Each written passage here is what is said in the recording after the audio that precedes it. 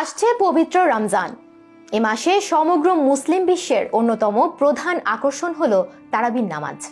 এবছর মক্কা ও মদিনার দুই পবিত্র মসজিদ মসজিদুল হারাম ও মসজিদে নববীতে রমজানের পবিত্র মাসে 10 রাকাত তারাবির নামাজ আদায় করার সিদ্ধান্ত নেওয়া হয়েছে।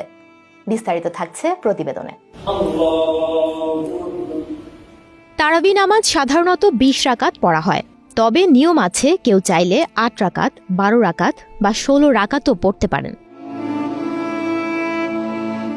করোনা ভাইরাস মহামারীর পর থেকে মসজিদুল হারাম ও মসজিদে নববীতে 10 রাকাত তারাবির নামাজ চালু রাখা হয়েছে। এর প্রধান কারণ ছিল স্বাস্থ্যবিধি ও নিরাপত্তা নিশ্চিত করা। 2020 সালে মহামারীর সময় নামাজে অংশগ্রহণকারীদের মধ্যে সামাজিক দূরত্ব নিশ্চিত করার জন্য তারাবির রাকাত সংখ্যা 20 থেকে কমিয়ে 10 করা হয়েছিল।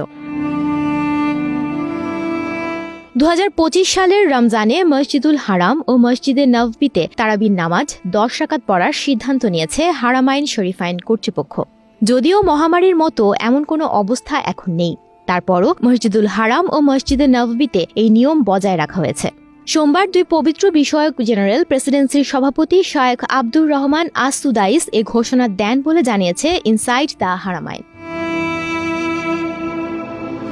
সংশ্লিষ্ট কর্তৃপক্ষ জানিয়েছে, এবার রমজানে 5 সালামে 10 রাকাত তারাবির নামাজ আদায় করা হবে। পূর্ববর্তী বছরগুলোতে করোনার কারণে তারাবির রাকাত সংখ্যা কমানো হয়েছিল, তবে 2025 সালে এ সিদ্ধান্ত বহাল থাকলেও এর নির্দিষ্ট কারণ উল্লেখ করা হয়নি। 10 রাকাত তারাবির পর 3 রাকাত বেতের নামাজও পড়া হবে বলে ঘোষণা করা হয়েছে। কর্তৃপক্ষ জানিয়েছে, 2020 সালে মহামারীর সময় নামাজে অংশগ্রহণকারীদের মধ্যে সামাজিক দূরত্ব নিশ্চিত করতেই তারাবির রাকাত সংখ্যা কমানো হয়েছিল। এই নিয়ম পরবর্তীতে স্থায়ী করা হয়। কম সময়ের নামাজের ফলে মসজিদ পরিষ্কার পরিচ্ছন্ন রাখা এবং জনসমাগম নিয়ন্ত্রণ করা সহজ হয়। এছাড়াও মুসল্লিদের ক্লান্তি কমানো ও বেশি সংখ্যক মানুষকে নামাজ আদায়ের সুযোগ দেওয়ার জন্য 10 রাকাত পদ্ধতি অব্যাহত রাখা হয়েছে। রমজানে মসজিদে হারাম ও মসজিদে নববীতে প্রতিদিন প্রচুর উমরাহ পালনকারী আসেন। 10 রাকাত তারাবির ফলে উমরাহ ও নামাজ দুটি সহজভাবে পরিচালনা করা সম্ভব হবে বলে মনে করেন কর্তৃপক্ষ। সুমনা মুস্তাফা, প্রবাস খবর।